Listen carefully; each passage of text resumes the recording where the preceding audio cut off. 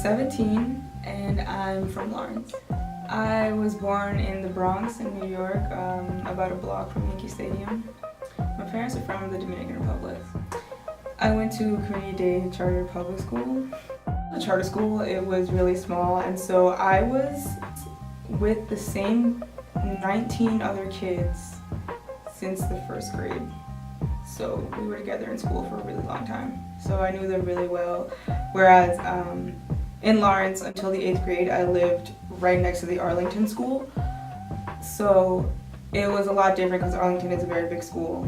And I couldn't wrap my head around having more than 4, because some of the grades had 40 kids, but I couldn't wrap my head around having more than 40 kids in one grade and more than 20 kids in one class. When you have Lawrence, which is right next to cities like Andover and Methuen, and so it's hard because I've talked to a bunch of my friends and we said if you picked up Lawrence and put it right in the middle of New York City, no one would care.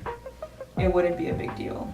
But because of the way, like, there's such a contrast between Lawrence and Andover and Methuen and all these other cities, it's a big problem, and everyone's focus tends to shift to Lawrence and the bad parts of it, but like they don't see all the talent that comes from the city.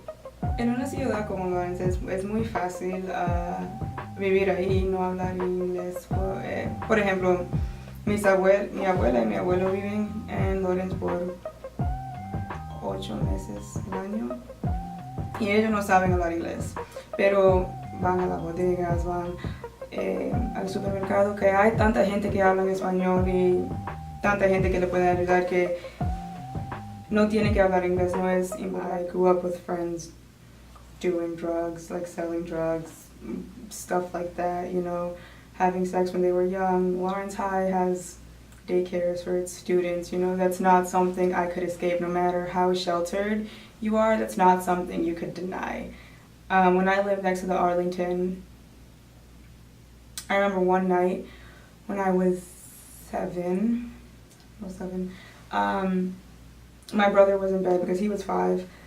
I was out on our kind of like porch with my parents because it was springtime, it was nice outside, and there was a drug deal kind of going out right outside our house. We tried to like sneak away inside the house and gunshots went off, and it's one of those things that it was one of those moments in my life where I finally understood that not everything is as safe as some people try to make it, and that's not necessarily a bad thing. Obviously the drug deal wasn't a good thing, but my understanding that came from it, I think, definitely made me a better person because it makes you understand the world more rather than growing up somewhere very sheltered, somewhere where your parents can kind of deny and teen pregnancy like isn't a big deal to you. It makes these issues more personal to me, and therefore I care about them a lot. I think there is a big change. I know working with YDO, I work a lot more closely with them. I'm a coordinator this year, and I plan on continuing my involvement in the program throughout college.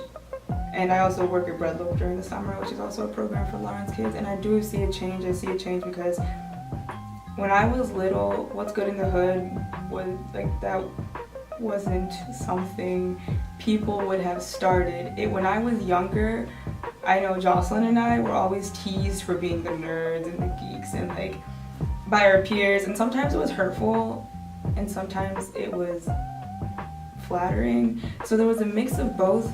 And there definitely is among younger kids because, I mean, they're kids, but I remember we were being teased about that until the 8th grade where you're 14, so that's pretty late, and I know it still happens sometimes in Lawrence High, but now there's a big focus on the arts in Lawrence, which I love.